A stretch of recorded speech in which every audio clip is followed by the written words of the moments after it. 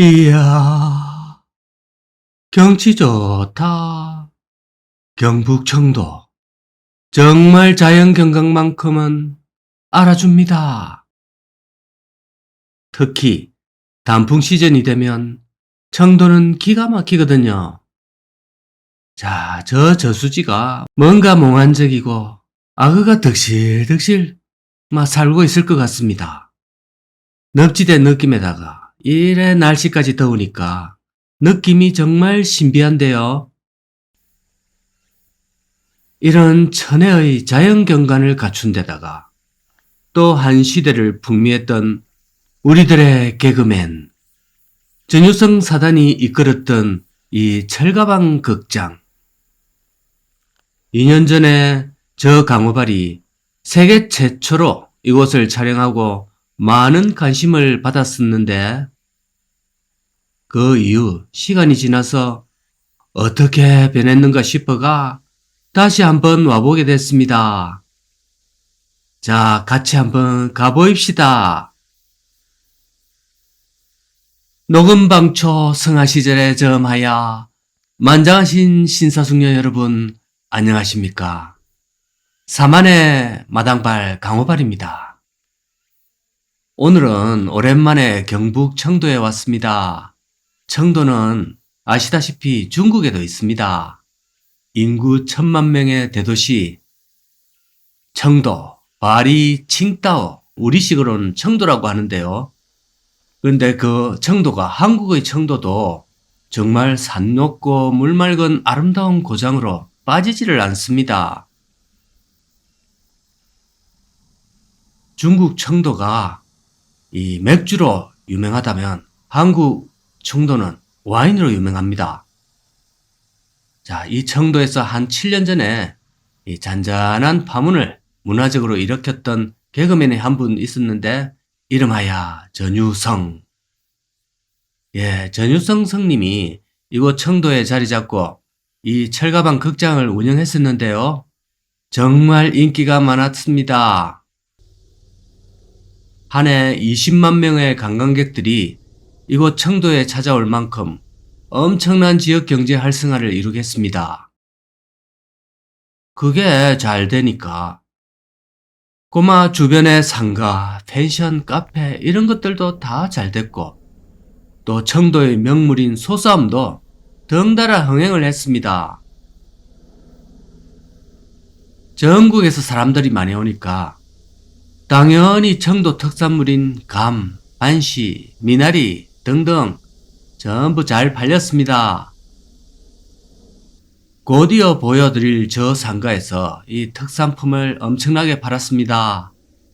그 정도로 잘 되어가 후배 개그맨들도 이곳에 와서 재능을 펼치고 사람들에게 웃음을 선사하고 그랬지요.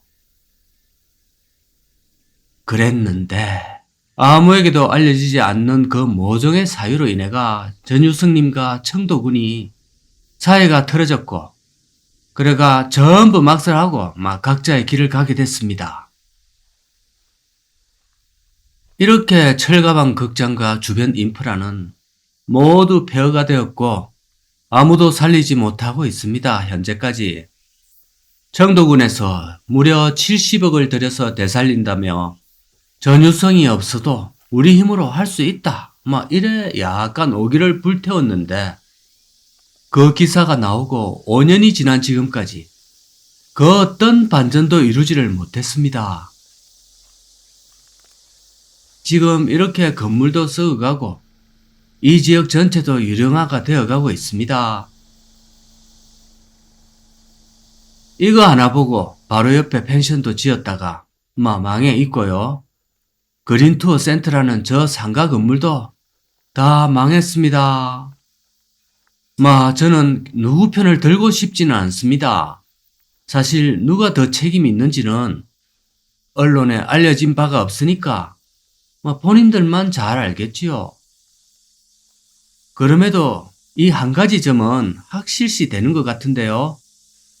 책임 소재는 불분명하지만 지역을 살리는 동력은 사라졌다. 그렇게 결론을 내릴 수 있습니다.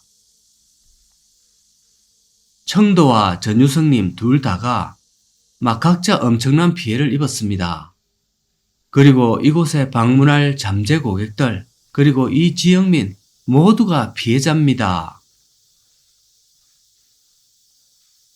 전유성님도 이곳에서 제2의 전성기를 맞아서 한때 엄청난 인기를 누리다가 남원이라는 지역으로 생뚱맞게 가게 되어가 거기서 막 국수 장사 그거를 조금 하고 계시는데 찾아가 보니 공교롭게도 겨울 방학 중이었습니다. 국수 가게에서 겨울 방학이라는 것도 좀 웃기지만 겨울 한철을 쉬고 있다는 것이 사실 장사가 잘 되면 그렇게 하겠습니까? 잘 되면 24시간 365일 쉬지 않고 하고 싶은 게 자영업자의 마음인데 그거 하나만 봐도 짐작을 할 수가 있습니다. 청도군 역시도 시설 투자비 다 날리고 연간 20만 명에 육박하는 그 경제 효과를 다 날려먹고 이미지 손상에다가 이래 폐 건물만 덩그러니 남아버렸습니다. 그래서 우리는 이런 사례를 보고 정말 좀 배워야 될 필요가 있습니다. 특히나 이 지방소멸의 시대에 사람을 끄는 혹은 경제를 살리는 이러한 어떤 원인과 유인책들은 어야둔둔 귀하게 여기셔야 됩니다. 지금은 이제 전유성님 대체가 불가능한 상황이거든요. 전부 유령화된 상태인데 그 뒤로부터는 코미디 자체가 한국에서 이제 거의 붕괴됐습니다. 그래서 요즘은 개콘도 사라졌고 또 개그맨들이 이 유튜브 아니면 살아남을 데가 이제 없습니다. 제가 전유성 성님을 이제 유머 1번지에서 최초로 접했는데요. 그것도 고정 코너가 아니고 가끔 카메오 그 형식 비슷하게 나와가지고 싱겁게 웃기는 그런 캐릭터였습니다. 기존에는 없었던 일종의 4차원 개그였는데요.